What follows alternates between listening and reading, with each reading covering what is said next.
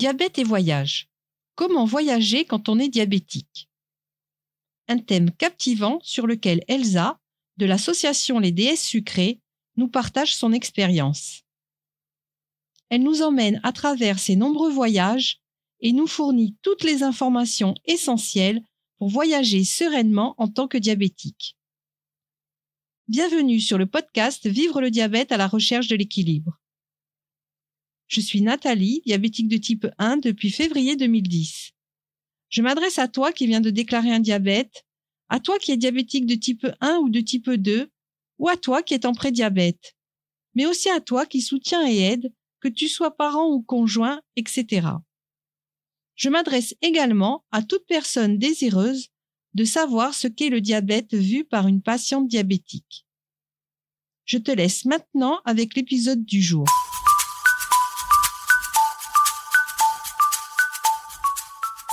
Bonjour Elsa, je suis trop heureuse de te retrouver pour ce sujet passionnant, diabète et voyage. Comment voyager quand on est diabétique? Bonjour. Elsa, peux-tu te présenter? Oui, alors moi c'est Elsa, donc j'ai 32 ans, je suis franco-vénézuélienne et diabétique de type 1 depuis l'âge de 17 ans. Donc je suis déjà à ma 15e année de diabète. Je suis vice-présidente de l'association Les Déesses Sucrées que j'ai cofondée avec ma chère amie Chloé Neher. C'est une association de patients à but non lucratif qui œuvre pour la santé mentale et le soutien psychologique des femmes diabétiques de type 1. Sur les réseaux sociaux, on me connaît comme ce type de nana. Je partage du contenu positif et inspirant autour de la maladie. Et à part ça, je suis fan de voyage. Voilà, je suis pas là pour rien. Et de musique, de danse latine. Et je suis quelqu'un qui croque la vie à pleines dents. Alors, est-ce que tu peux nous dire pourquoi et comment les voyages sont entrés dans ta vie?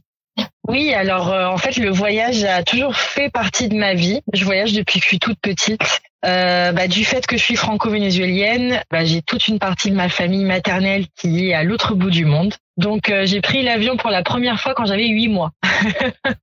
Et ensuite, j'ai eu l'habitude depuis enfant de prendre l'avion tous les ans pour rendre visite à ma famille, que ce soit au Venezuela, en Argentine, aux États-Unis ou en Espagne. J'ai de la famille un petit peu partout.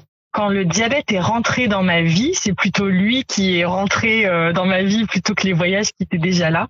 Et en fait, je me suis même pas posé la question. Le diabète est arrivé à 17 ans. 6 mois plus tard, je devais partir au Venezuela pour mon voyage annuel voir ma famille. Et sans me poser de questions, j'ai mis dans ma valise tout mon matériel médical que j'ai doublé. À l'époque, j'étais sous stylo et sous bandelette de glycémie.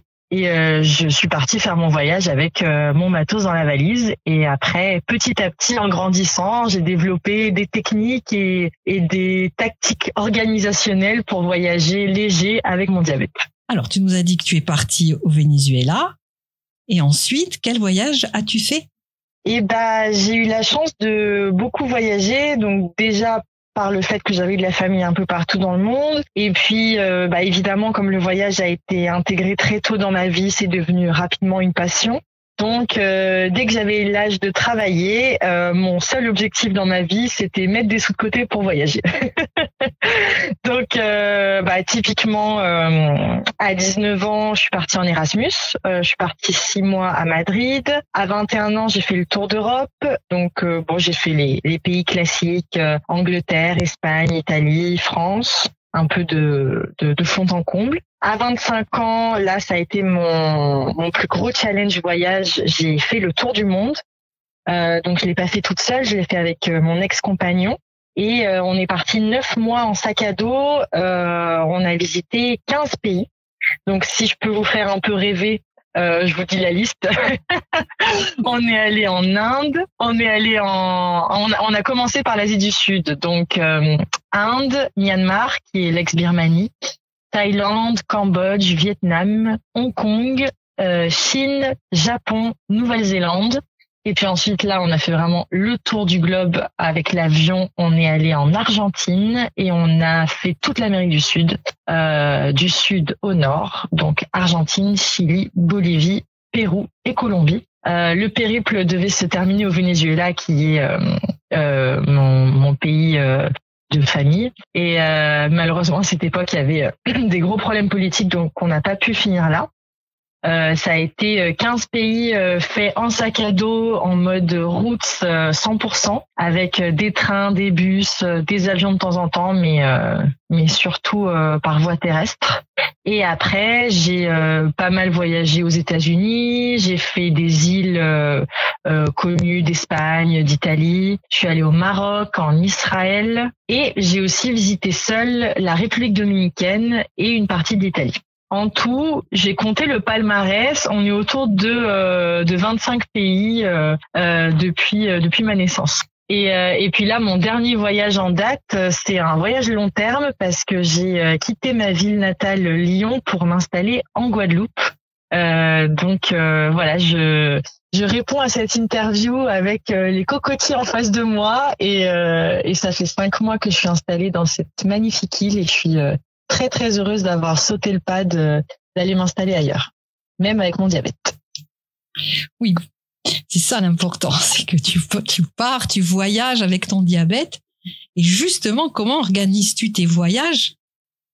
Voilà, avec le côté voyage et côté diabète. Ouais, alors c'est très simple. Tout d'abord, je ne pense qu'au voyage. En fait, c'est peut-être un peu bizarre dit comme ça. Je sais pas si tous les diabétiques pensent pareil, mais moi, j'oublie souvent que je suis diabétique. Dans tout, dans mes passions, ma vision de la vie, dans mes objectifs, dans mes challenges et dans mes voyages. À chaque fois que je pense à faire un truc, je pense d'abord à ce truc, à cette envie, qu'est-ce qui me fait envie de faire. Et après, dans un deuxième temps, quand je suis dans le pratico-pratique, là, je me dis, ah mince, c'est vrai que je suis diabétique. Va falloir organiser un peu le matos. Mais du coup, comment je planifie mes voyages? Dans un premier temps, je cherche quel type de pays j'ai envie de visiter pour des raisons culturelles, historiques, humaines ou spirituelles.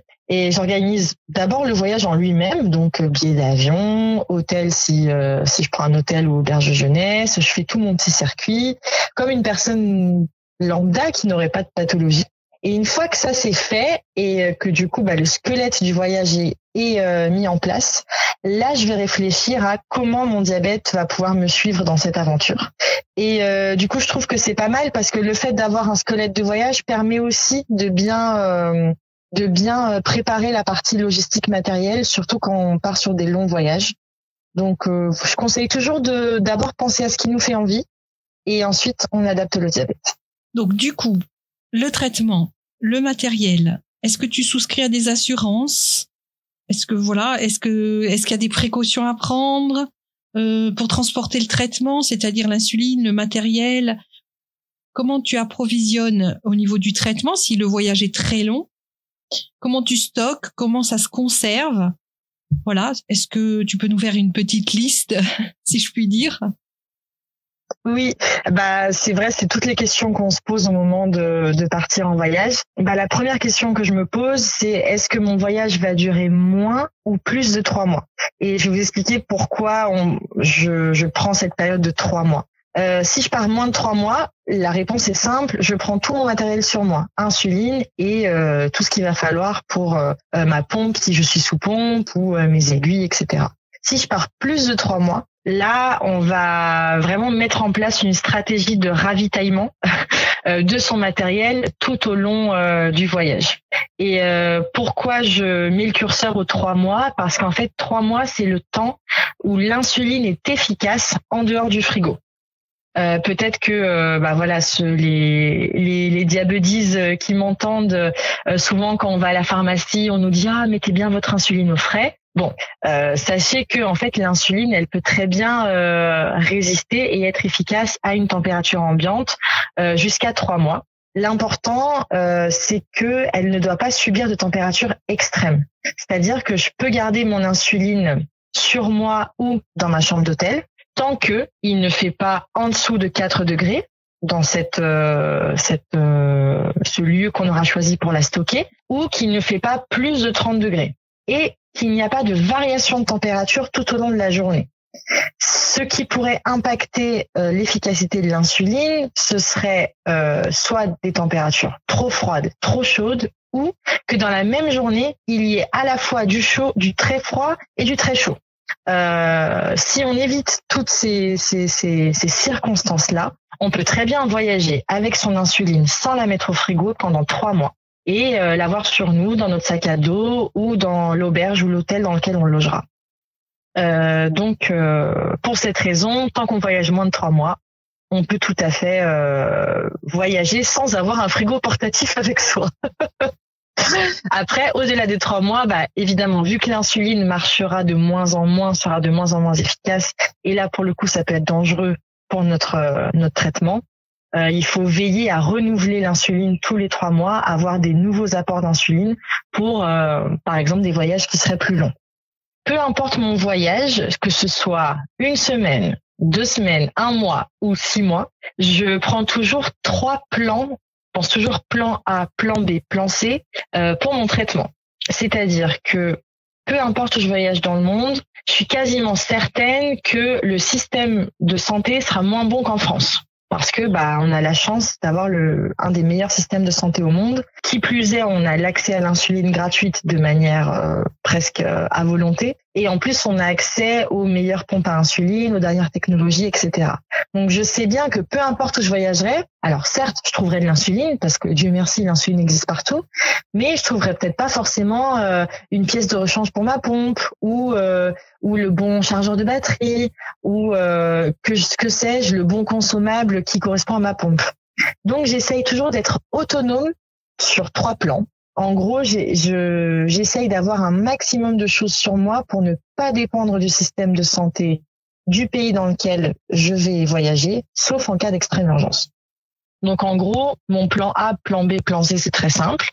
Plan A, je prends tout mon matériel pour 100% du séjour. Donc, typiquement, moi, je suis sous pompe à insuline. Donc, je vais prendre de l'insuline pour mes 3 semaines de vacances, ma pompe à insuline et tous les consommables pour les 3 semaines, mes capteurs et changement de capteurs, les chargeurs, piles, etc. Mon plan B, ça va être que je vais prendre 20% de mon traitement en plus sur moi. En cas de que ma pompe, par exemple, ait un problème technique, ou que je m'arrache mon cathéter plusieurs fois dans le séjour parce que j'ai fait des activités sportives un peu différentes. Donc, je vais prendre 20% de plus de tout ça. Ça implique une deuxième pompe à insuline, si je peux le négocier auprès de mon prestataire. En général, ils disent oui. Ça implique évidemment des consommables, 20% de consommables en plus, 20% de capteurs de glycémie en plus. Et je prends à ce moment-là un lecteur de glycémie classique parce que en cas de défaillance de mon capteur, il faut que je puisse avoir accès à mes glycémies. Donc je prends tout ce qu'il faut pour faire mes dextros, que ce soit dextro classique ou dextro qui permet de détecter si je fais de l'acétone. Je vais prendre évidemment 20% d'insuline en plus. Et ma petite technique, c'est que je prends toute mon insuline sous stylo. Pourquoi ? Et là vient le plan C. Parce que si par exemple j'ai eu un problème avec ma pompe à insuline, j'ai arraché tous mes capteurs, j'ai arraché tous mes cathéters, enfin c'est la catastrophe. Il faut que je passe à mon plan C, c'est mon schéma de remplacement, donc c'est-à-dire je vais passer sous multi-injection. Et dans ce cas-là, puisque j'ai pris toute mon insuline en stylo, eh bien je n'ai pas de problème de insuline qui est sous cartouche et que je ne peux pas entre guillemets injecter dans mon corps sans avoir la pompe. Donc, je prends toute mon insuline en stylo pour passer en schéma de remplacement si besoin. Et ce schéma de remplacement qui va donc comporter de la Lantus aussi, puisque l'insuline de la pompe, c'est que de la rapide. Donc, je prends de la Lantus, je prends des aiguilles pour m'injecter. Et tout ça, ça va représenter 50% du traitement du séjour.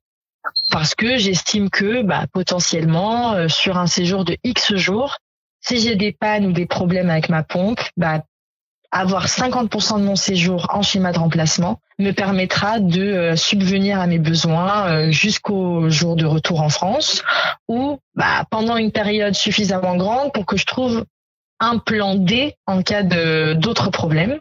Et donc pour moi, le plan D, c'est entre guillemets se ravitailler sur place avec les moyens de santé qu'il y a sur place. Et là, on se rassure tous, c'est qu'il y a de l'insuline de partout et il y a des aiguilles de partout et il y a des lecteurs de glycémie partout dans le monde. C'est juste que, évidemment, ce sera payant. Donc, une chose que je dis souvent, c'est si je prends mon plan A, mon plan B, mon plan C sur moi, déjà, je suis super sécure parce que j'ai quand même pris 3 plans de secours. Et si jamais je suis obligée de trouver de l'insuline sur place, bon, je me rassure, il existe de l'insuline partout dans le monde, il faudra juste payer, quoi. Et bien sûr, je pourrais peut-être pas être sous pompe, je serais peut-être pas aussi équilibrée que si j'avais été sous pompe, mais bon. En tout cas, je rentre pas en France en urgence, je me mets pas en danger et sous multi-injection, je peux très bien gérer mon diabète. Il y a aussi d'autres choses que je prends en plus qui sont essentielles, c'est pour les hypoglycémies sévères. Je vais toujours prendre soit un Baqsimi, soit un glucagon sur moi. Et bien sûr, avertir si je voyage avec une personne, lui expliquer comment ça fonctionne en cas de besoin. Et j'ai toujours sur moi, dans mon sac à dos, dans mon sac de voyage, plusieurs resucrages solides. Et pourquoi solides ? Parce que à l'aéroport, par exemple, on nous enlève les jus de fruits et tout ce qui est resucrage liquide. Donc je pars toujours en vacances avec plein de barres de céréales dans mon sac, des gâteaux. Je prends aussi des glucipos. Je trouve que c'est des petites pastilles de sucre qui sont fabriquées en France et qui sont top pour resucrer rapidement une hypoglycémie. En plus, ça prend pas beaucoup de place, donc voilà.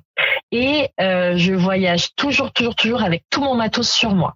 C'est-à-dire que même si j'ai une valise en soute avec plein d'espace dedans, je vais toujours avoir en fait mon matériel dans un sac à dos qui sera sur moi et que je ne lâcherai jamais, puisque ce sac à dos c'est un peu ma bouée de sauvetage, mon sac de survie, et ça me permet de prendre l'avion avec, le train, le bus, tous les moyens de transport possibles en ayant mon matériel sur moi. Donc pas de stress, qu'il soit perdu, qu'il soit volé ou qu'il lui arrive une mésaventure au cours d'un transport. Après, je vous vois déjà venir. Oh là là, mais ça prend beaucoup de place tout ce matériel. Comment on fait pour voyager avec autant ? Moi, j'ai toujours des petites techniques. C'est qu'en fait, je vais enlever tous les emballages plastiques et cartons de tout mon matériel, sauf ce qui est emballage stérilisé évidemment. Mais je vais essayer en fait de enlever le maximum de poids et d'espace parce que en général le matériel est quand même bien emballé, et je vais tout organiser dans des pochettes zip, et du coup vous ferez laisser chez vous.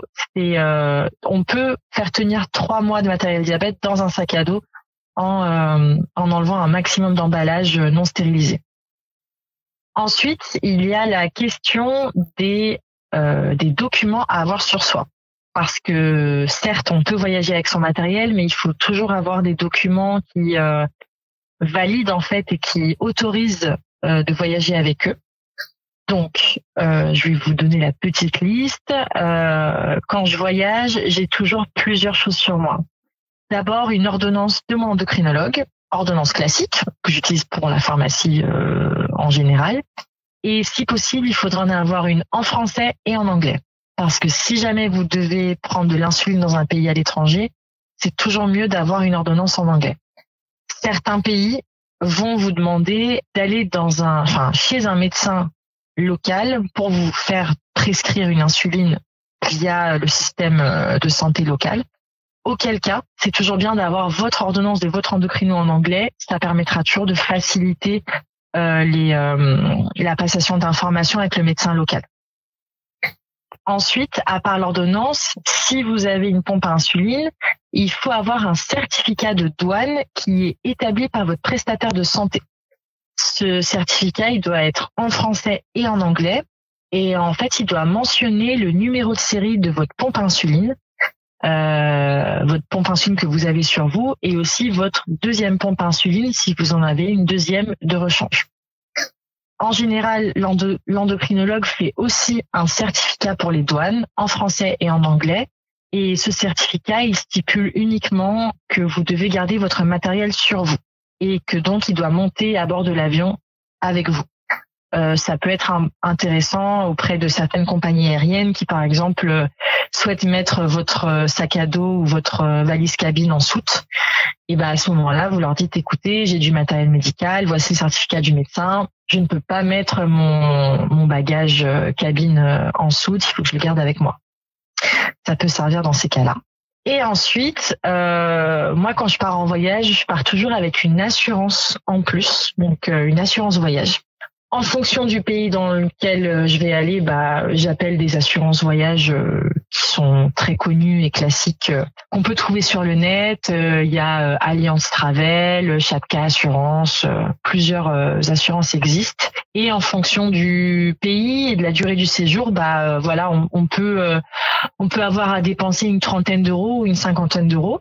Mais ça permet d'avoir nos frais médicaux pris en charge en cas de pépins de santé à l'étranger.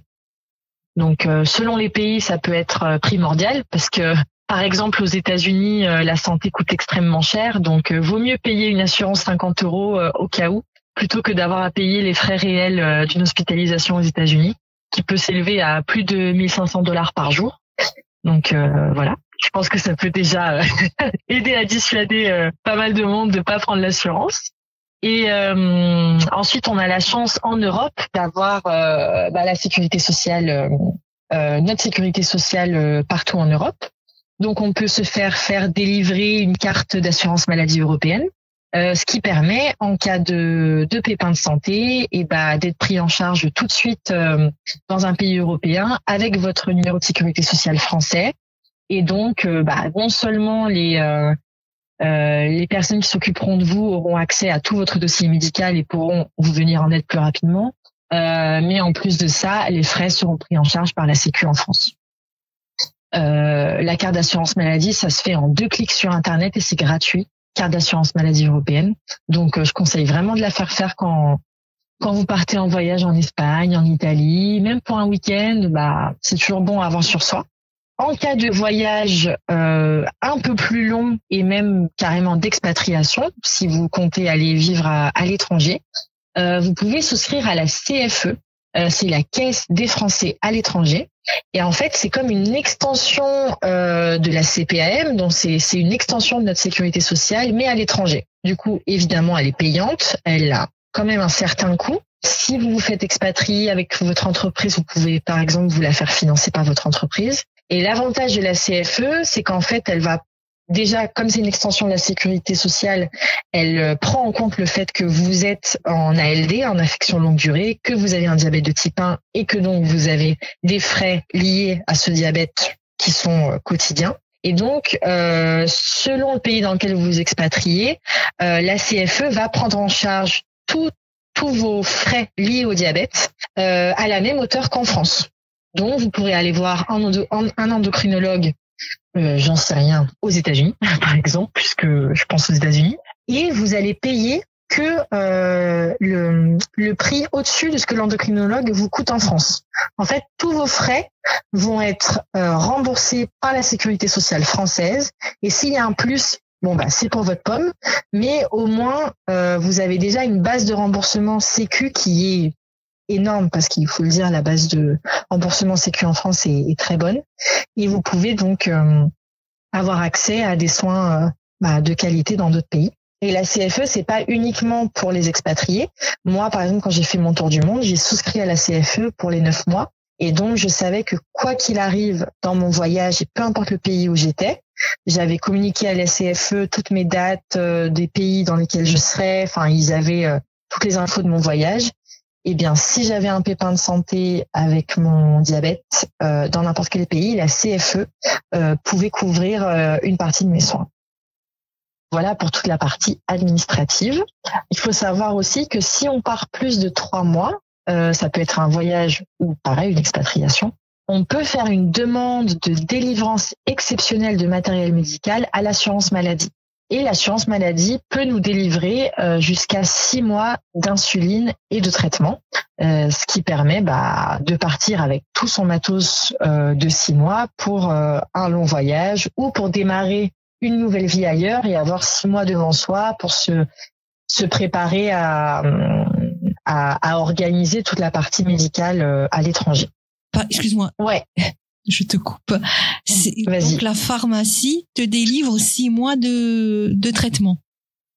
Exactement. Et en fait, pour ça, il faut bien s'y prendre à l'avance. En fait, d'abord, il faut demander à l'endocrinologue, notre endocrino, notre diabéto, qu'il fasse une ordonnance classique avec écrit en bas de l'ordonnance, délivrer 6 mois de matériel, où ils ont une phrase type qu'ils doivent noter sur l'ordonnance.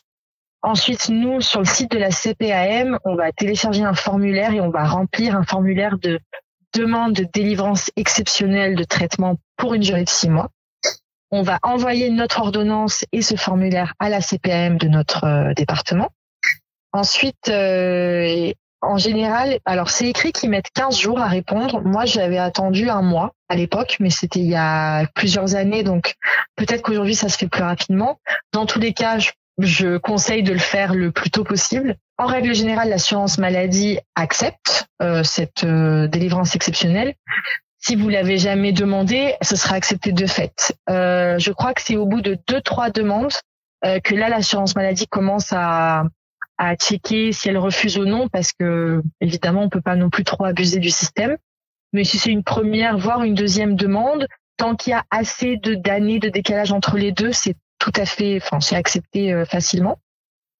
Et une fois que vous recevez de la part de l'assurance maladie cette attestation de confirmation, là, vous allez à votre pharmacie et ils doivent, si leurs stocks sont bien complets, ils doivent vous délivrer 6 mois d'un coup. Si jamais ils n'ont pas de stock, c'est pour ça qu'il faut bien le prévoir en amont. Alors, la pharmacie doit s'organiser pour pouvoir vous délivrer les 6 mois. Et c'est pareil pour le prestataire de santé, pour tout ce qui est consommable de pompe et par exemple capteur de Dexcom. Il doit pouvoir vous livrer 6 mois de consommables grâce à cette attestation. Ça me fait penser pour les étudiants qui partent étudier à l'étranger. Ça peut être pour ça peut être pour un voyage. Moi, typiquement, quand je suis partie en Erasmus en Espagne, j'avais fait une demande. Donc, je suis partie avec 6 mois de matériel. Et pareil, quand j'ai fait mon tour du monde, je suis partie avec 6 mois de matériel grâce à cette demande de délivrance exceptionnelle. Donc, en fait, ça fait partie des accords de la sécurité sociale pour les personnes qui ont des ALD. Elles peuvent de temps en temps demander une délivrance exceptionnelle pour n'importe quelle raison. En réalité, il suffit juste de justifier d'un voyage ou d'un départ à l'étranger pour une durée de 6 mois et la CPAM accepte.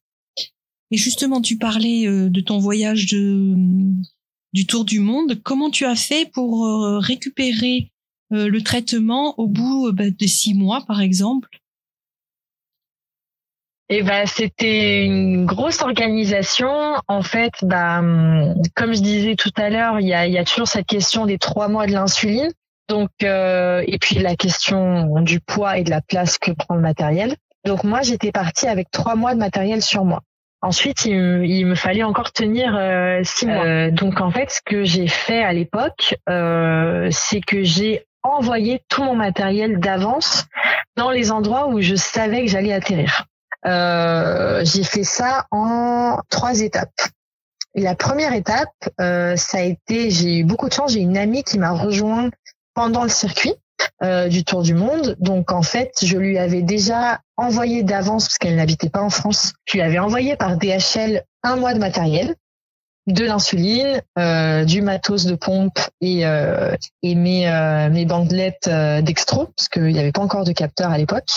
Je l'avais envoyé dans une boîte 1 mois de matos, et puis elle l'avait mis dans sa valise, et en fait elle m'avait rejoint avec 1 mois de matériel en Thaïlande.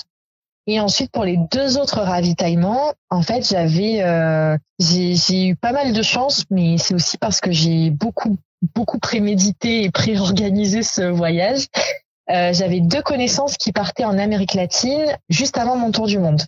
Une connaissance qui partait en Argentine et une autre qui partait en Colombie. Et en fait, pareil, je m'étais organisée pour avoir mes 6 mois de matos à l'avance. Et en fait, j'avais donné à chacune de ces personnes 2 mois de matériel avec l'insuline. Elles ont voyagé respectivement en Argentine, en Colombie. Et elles ont laissé dans le pays, dans chacun de ces pays, à des personnes de confiance que je connaissais ou que elles connaissaient, mon matériel. Et du coup, en fait, quand j'ai pris mon premier avion pour les 9 mois de périple, tout mon matériel était déjà dispatché dans le monde entier. J'avais mes 3 mois sur moi. Pour le 4e mois, j'avais une amie qui me rejoignait avec du matos qu'elle avait déjà reçu chez elle. Et ensuite, 2 mois plus tard, je retrouvais du matériel en Argentine et 2 mois plus tard, enfin 1 mois et demi plus tard, du matériel en Colombie. Et ainsi, j'ai pu suivre mon traitement en toute confiance. Et en fait, ce que je recommande aux personnes que je rencontre parfois sur les réseaux et qui me demandent comment j'ai fait, en fait, je leur dis parlez à toutes les personnes que vous connaissez de votre projet. Parlez de votre voyage, si c'est un tour du monde ou si c'est, j'en sais rien, 6 mois en Amérique latine ou 6 mois en Asie. Parlez-en au plus à tout votre réseau professionnel, amical, familial et demandez à toutes ces personnes s'ils connaissent par hasard quelqu'un qui habite dans ces pays-là. Et en fait, très rapidement, on va se rendre compte qu'on connaît toujours quelqu'un qui connaît quelqu'un qui est de confiance et qui habite dans un de ces pays. Et donc, à partir du moment où on a le point de contact, on peut soit envoyer notre matériel par DHL ou UPS, faire un envoi sécurisé avec une assurance et envoyer notre matériel à cette personne de confiance qui pourra nous le garder jusqu'à ce qu'on arrive sur place. Soit on peut demander à un proche de nous rejoindre pendant notre voyage, tout simplement un cousin, un ami, un papa, une maman, un frère, une sœur qui, au bout de X mois, pourrait nous rejoindre pendant 2 semaines et apporter du matériel. Et aussi, grâce aux réseaux sociaux aujourd'hui, pourquoi pas trouver un diabétique de type 1 grâce au réseau dans tel pays, établir une relation de confiance avec cette personne et puis lui envoyer du matériel pour le retrouver une fois arrivé sur place. On peut aussi contacter des associations locales et du coup, au final, quand on met bout à bout toutes ces solutions, une fois qu'on sait où on va et à quelle date on va y aller, qu'on a eu notre délivrance de matos et qu'on peut entre guillemets être libre de l'envoyer où on veut, on peut imaginer un ravitaillement petit à petit tout au long du voyage en fonction des personnes qu'on aura rencontrées en amont et préparées à ce qu'elles nous aident sur ce chemin-là. C'est quand même une sacrée organisation. Ah oui, je dis toujours, j'ai mis 1 an à organiser le tour du monde. Vraiment 1 an complet, desquels 6 mois ont été entièrement dédiés au diabète. Mais pour ne pas apeurer ceux qui nous écoutent et qui voudraient se lancer dans ce voyage-là, moi j'ai vraiment eu à cœur de tout organiser en amont. J'ai pris 0 risque. Vous m'avez entendu, j'ai trouvé des personnes qui partaient en voyage avant moi dans les pays où moi je serais pour leur donner du matériel. Enfin, j'ai vraiment fait une organisation titanesque pour peut-être une autre personne pourrait partir avec l'esprit beaucoup plus tranquille en se disant moi c'est simple, je pars avec 3 mois sur moi et puis après tous les 3 mois je demande à un proche de me rejoindre en voyage et il m'amène mon matos et voilà. Enfin, chacun peut organiser son voyage comme il l'entend, tout en sachant que ce qu'il faut entendre, c'est que c'est possible. Peu importe la manière dont on veut s'organiser et jusqu'où on veut contrôler les moindres détails, dans tous les cas, c'est tout à fait possible de voyager avec du matériel, avec une pompe à insuline et tout ce que ça implique en termes de gestion.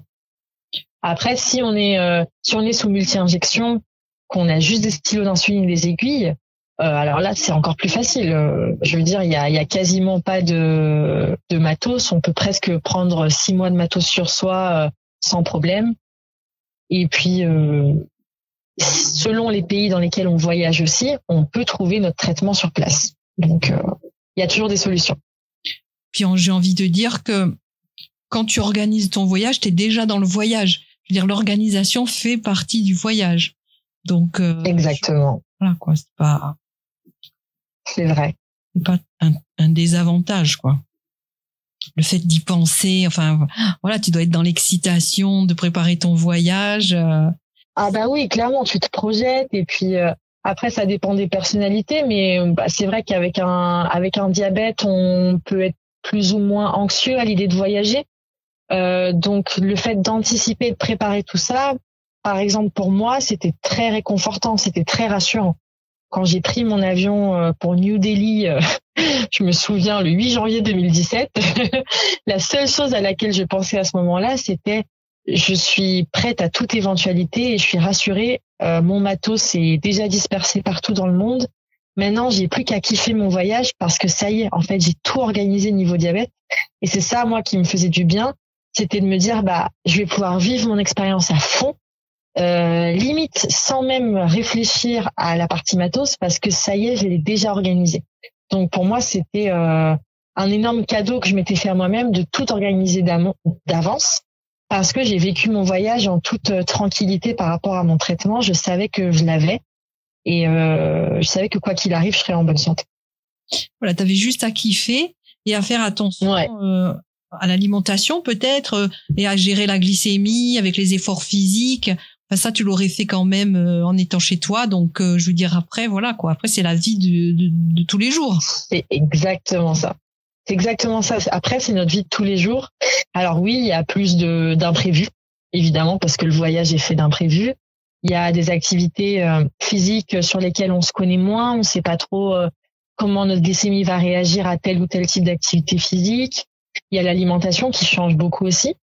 Mais au final, être en voyage, c'est un petit peu plus inconfortable, si je puis dire, pour la gestion. Mais la gestion reste la même. Tu sais, parfois, même dans une routine de boulot où on se lève tous les jours à la même heure, on mange tous les jours à la même heure, parfois même on mange la même chose, et même dans des routines, notre diabète fait un peu ce qu'il veut. Des fois, on fait des hyper incompréhensibles, des hypos qui n'ont pas lieu d'être. Et en fait, la gestion reste la même. C'est soit de l'insuline, soit du resucrage. Et les impondérables sont aussi là dans une routine. Dans le voyage, ils sont plus souvent présents, certes. La gestion reste la même, mais par contre, le gros point positif, c'est que tu vis des expériences qui vont au-delà du diabète, qui sont splendides, qui t'enrichissent humainement et qui font que le voyage vaut la peine. En fait, le voyage aura toujours le dessus. Le souvenir du voyage aura toujours le dessus sur les petits inconvénients que notre diabète peut nous faire vivre à l'instant T. Puis on est moins tendu, on est plus cool. Donc déjà, il y a un stress, mais pas le même que quand on bosse, quand on est dans les embouteillages ou quand on est dans un boulot bof. Enfin voilà quoi. Là, on est en voyage. Enfin l'esprit, il est ouvert quoi. Clairement. Et d'ailleurs, souvent en voyage, après, chaque organisme est différent, mais moi, ça m'arrive de baisser drastiquement mes doses d'insuline parce que, de fait, on est plus dans l'activité physique parce qu'on marche toute la journée, on découvre des lieux, donc on brûle un peu de sucre avec ça. Aussi, je pense que le fait de pas être dans une routine stressante, ça fait aussi, ça fait baisser les besoins en insuline. Et du coup, en règle générale, en vacances, je fais attention à m'injecter moins parce que j'ai plus tendance à faire des hypos.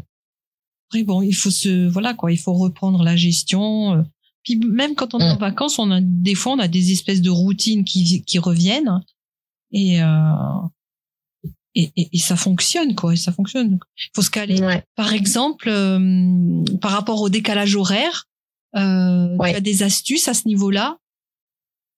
Oui, alors après ce qui marche pour moi marchera peut-être pas pour tout le monde et du coup là je mets un petit warning, c'est que faut toujours valider avec votre endocrino si vous partez à l'étranger qu'il y a du décalage horaire, de bien valider comment vous allez adapter le traitement aux premières 48 heures.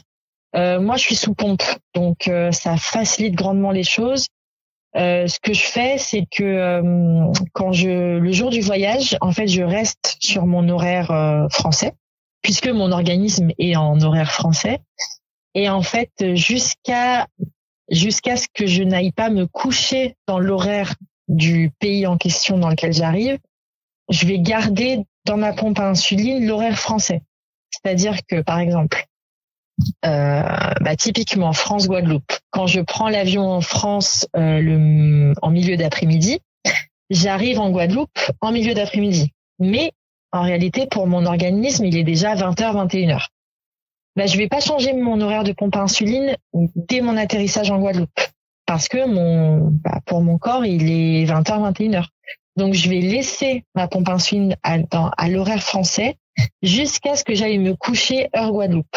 Et là, quand je vais me coucher heure Guadeloupe, c'est-à-dire 6 heures plus tard, il sera déjà 3-4 heures du matin dans mon organisme.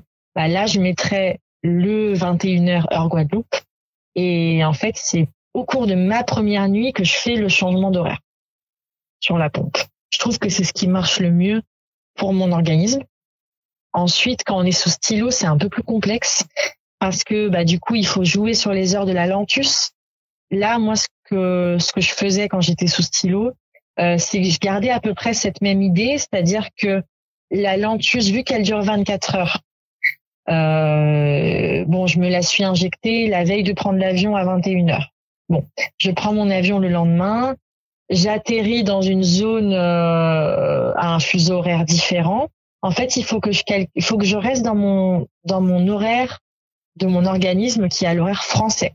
Donc, dès qu'il sera 21h en France, même si je suis à l'étranger, je vais pas me mettre une nouvelle dose complète d'insuline lente. Je vais diviser ma dose de lente en 24, puisque une injection d'insuline lente dure 24 heures. Je la divise par 24, ce qui me fait un taux d'unité par heure. Et typiquement, s'il est 15 heures quand j'atterris en Guadeloupe et que je suis sous Lantus, il est 15 heures en Guadeloupe, il est 21 heures en France. Ok. Pour mon organisme, il me faut la Lantus à cette heure-là, puisque les 24 heures précédentes se sont écoulées.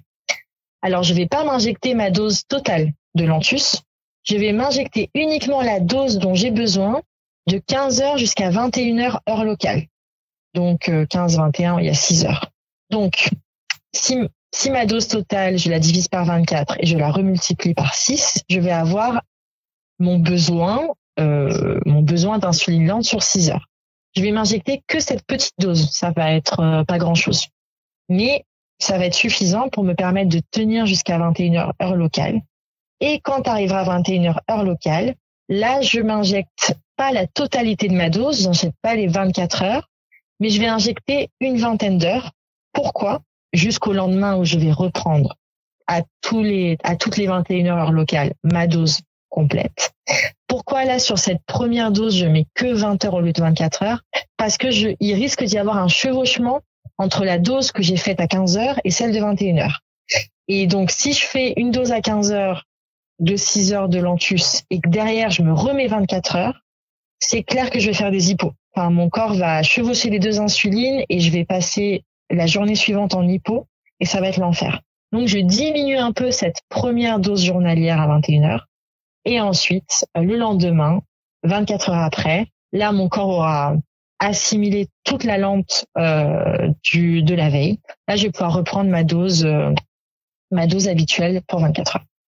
Après, ça, c'est c'est vraiment mon expérience qui m'a amené à faire ce type de choix-là. Potentiellement, l'endocrinologue ou le diabéto que vous voyez, il vous donnera d'autres astuces. Après, comme toujours, moi je dis, il faut tester, il faut choisir ce qui nous convient le mieux. Toutes ces informations, elles sont vraiment très, très intéressantes pour les personnes, pour tout le monde déjà, et en plus pour les personnes qui projettent de faire un voyage, petit ou grand. Oui, et puis il y a un truc aussi que je recommande fortement de faire, si vous l'avez pas fait, c'est de faire un stage en insulinothérapie fonctionnelle avant de partir en voyage.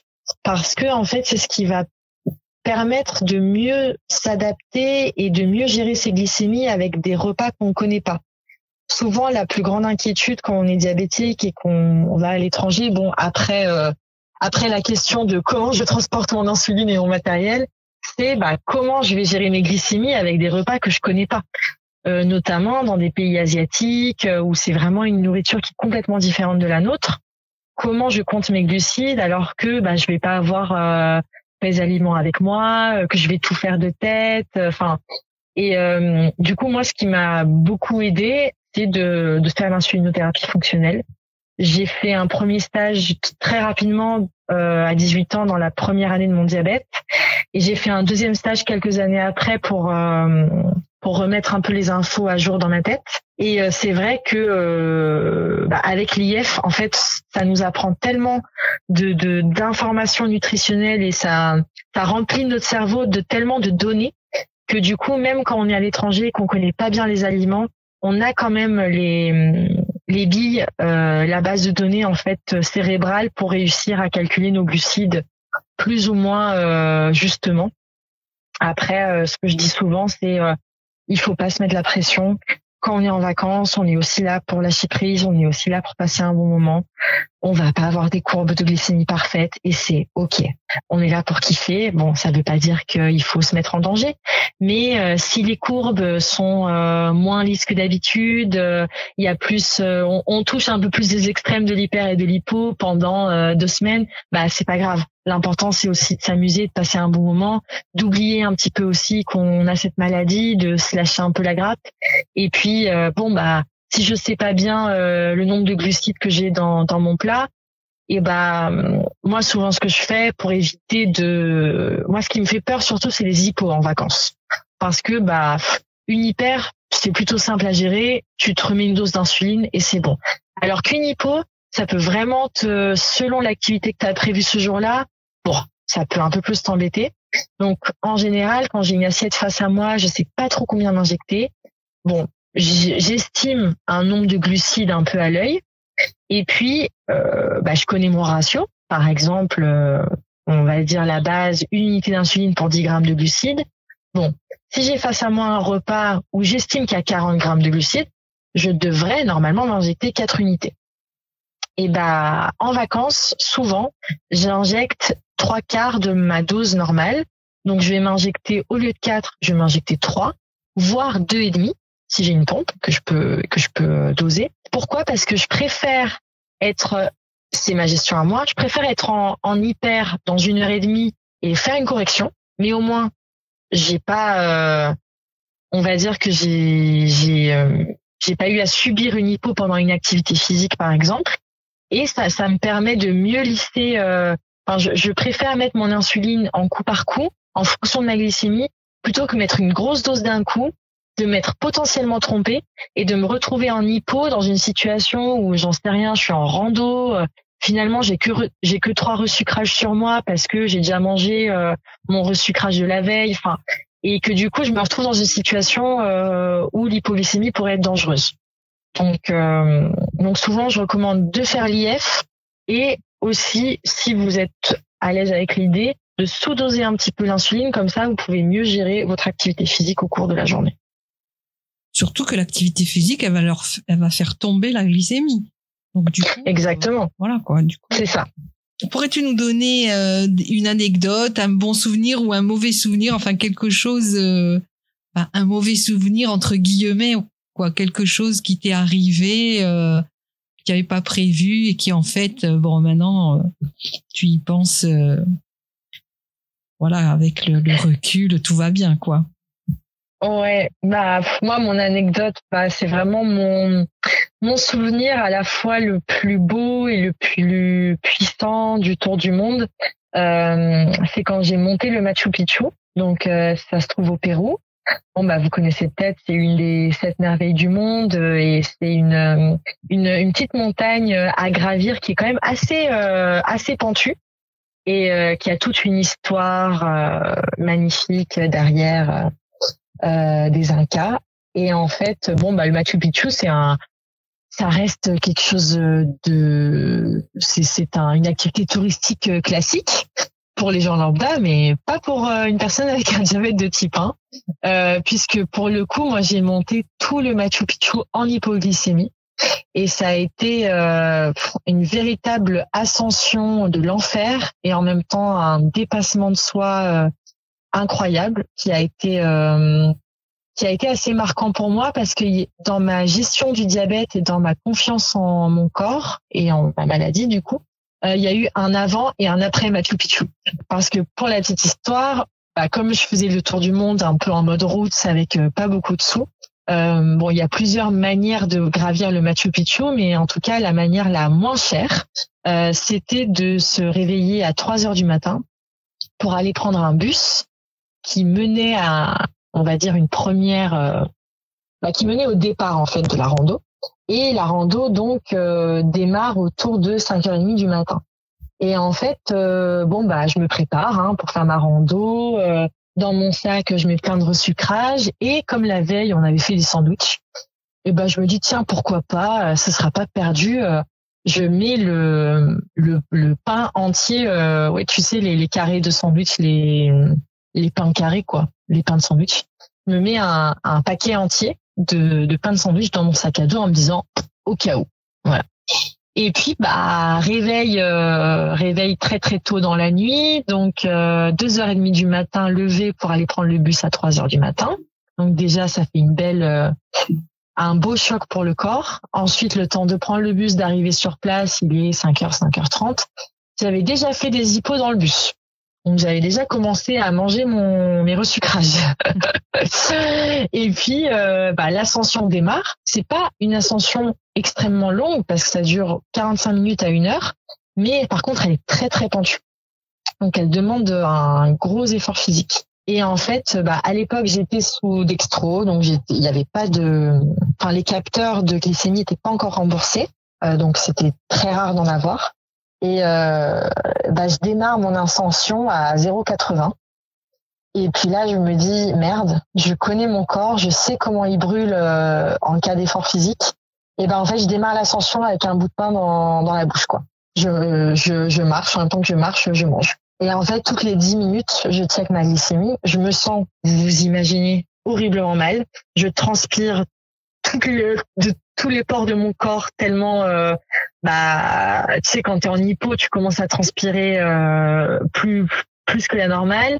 Je me sens faible, j'ai la tête qui tourne et en fait toutes les 10 minutes je fais des dextros et en fait je passe 1 heure d'ascension entre 0,60 et 0,80 et j'arrive pas à faire monter ma glycémie et je mange tout le paquet de pain pendant toute l'ascension.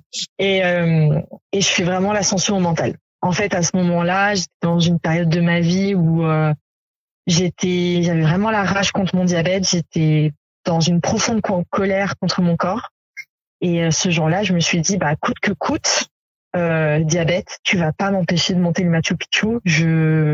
J'ai donné énormément d'énergie et d'argent pour être ici. Et je veux arriver au bout du sommet et je veux le faire pour moi et limite je veux le faire un peu contre toi quoi. Donc j'y vais. Ça a été 1 heure de l'enfer, mais quand je suis arrivée en haut, j'ai vu t'as la récompense de la vue évidemment qui est à couper le souffle. T'as cette récompense personnelle de te dire j'ai quand même monté le Machu Picchu et t'as la 3e récompense où tu te dis waouh, j'ai réussi à le faire en étant en hypoglycémie tout le long. Donc en fait mon corps il est super puissant.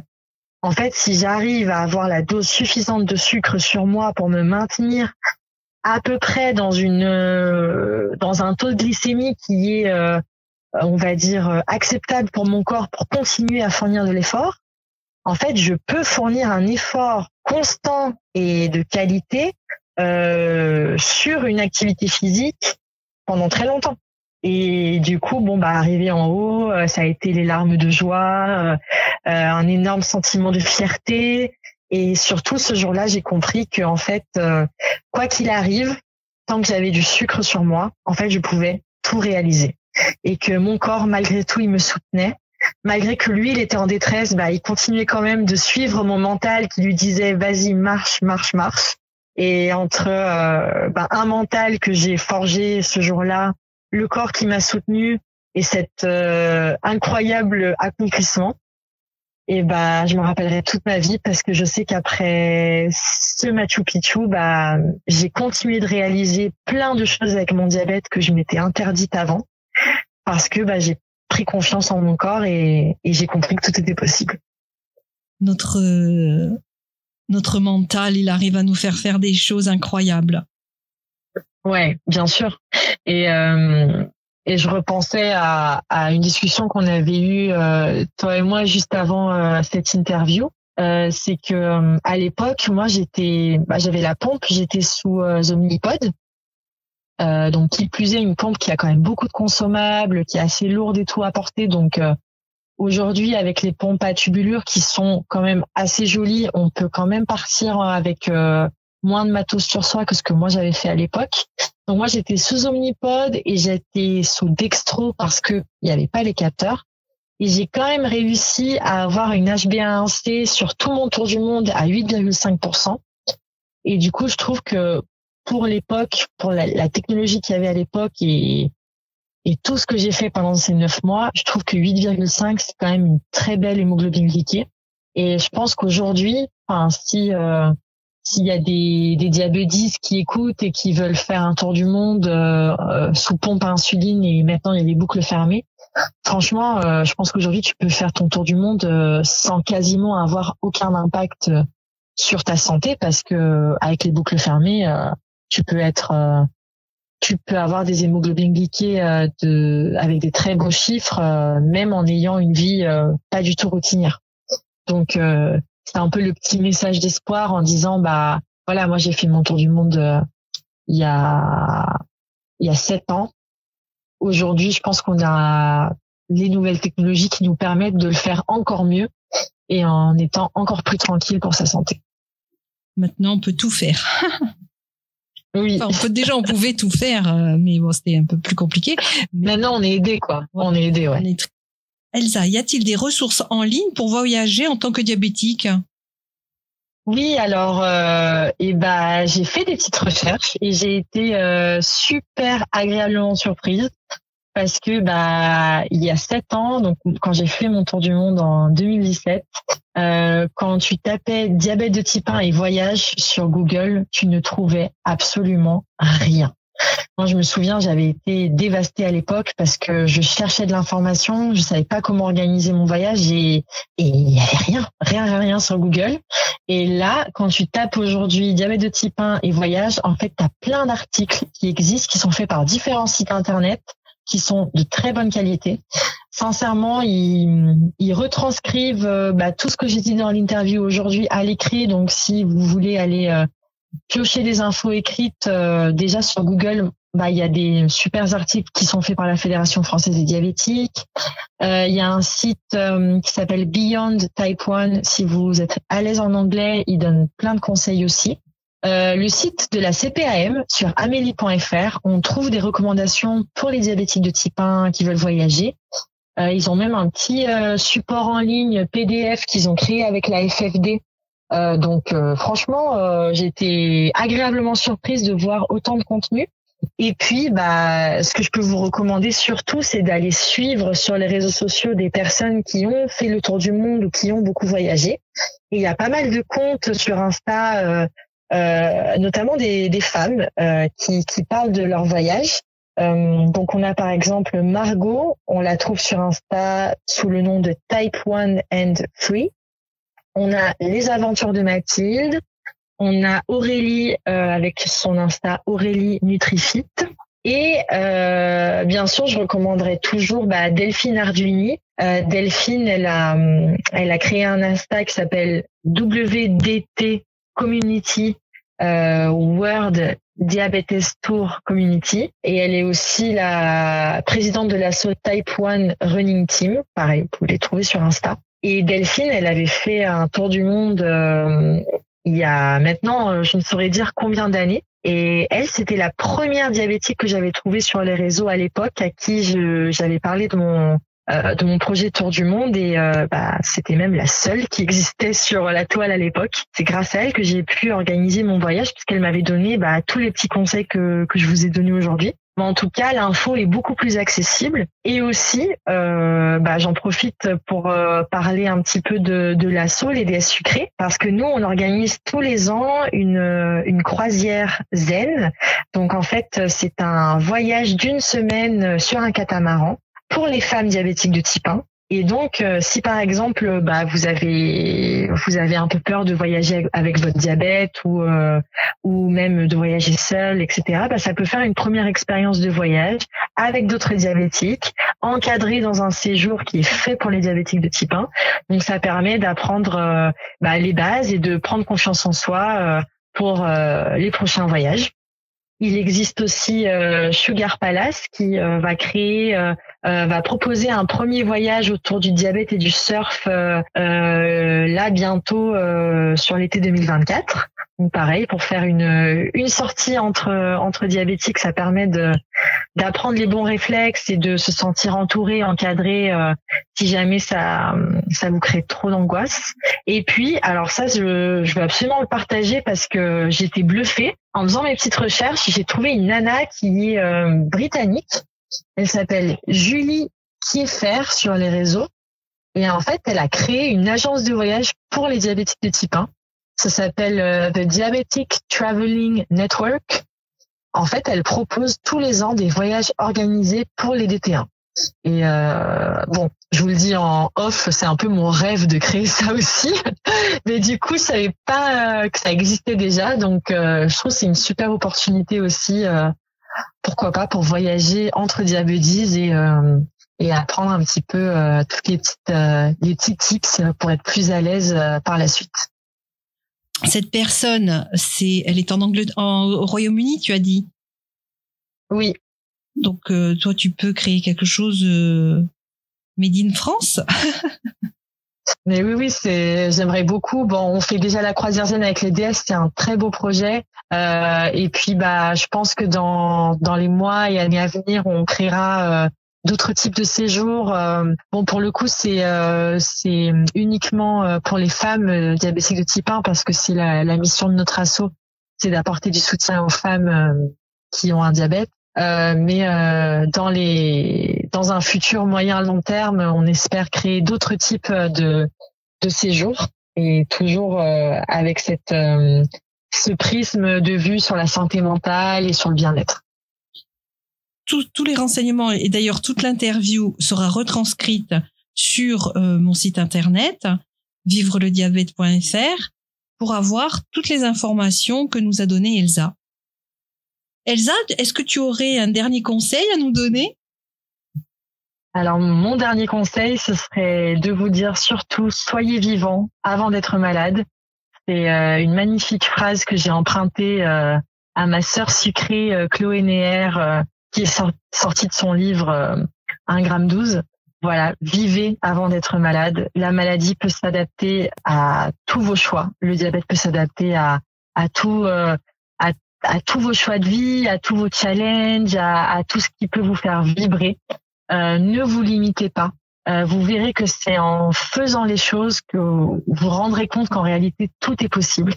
Et comme avec tout dans le diabète, il faut tester, sortir de sa zone de confiance, accepter qu'il y aura peut-être des échecs, mais surtout que ces échecs, ce seront des apprentissages pour mieux recommencer, au fur et à mesure réaliser de plus en plus de rêves.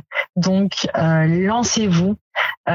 Si vous avez peur du voyage, commencez petit à petit. Commencez par un petit week-end dans une grande ville d'Europe. Comme ça, vous êtes sûr que vous pourrez avoir accès à tout s'il y a une éventualité. Et puis, petit à petit, vous agrandissez le cadre du voyage avec un voyage peut-être un peu plus loin, un peu plus de temps.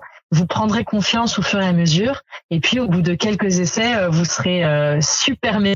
Et puis, vous pourrez faire n'importe quel voyage. Vous vous rendrez compte que le diabète sera toujours votre allié, votre petit binôme.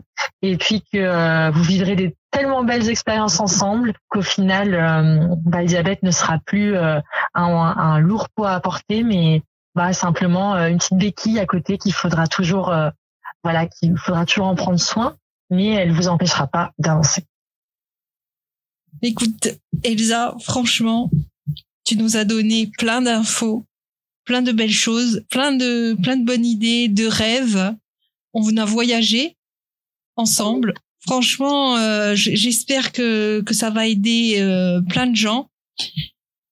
Oui, merci à toi de me donner l'espace de parole et la chance de pouvoir parler de cette expérience, et j'espère aussi que ça aidera plein de diabétises à avoir le déclic. Et puis bien sûr, si vous avez des questions, vous pouvez me contacter sur mon Instagram et je vous répondrai avec grand plaisir. Encore merci Elsa, et au revoir tout le monde, et prenez bien soin de vous. Au revoir, merci beaucoup. Je te remercie pour ton écoute. Si cet épisode t'a plu, que tu souhaites soutenir le podcast, je t'invite à le partager autour de toi, à t'abonner pour être averti du prochain épisode, à laisser 5 étoiles et un avis sur ta plateforme d'écoute. Tu as la possibilité aussi de me contacter, soit sur mon compte Instagram, soit par email que tu trouveras dans les notes du podcast. Je te dis à très vite pour un nouvel épisode de Vivre le diabète à la recherche de l'équilibre. Prends bien soin de toi.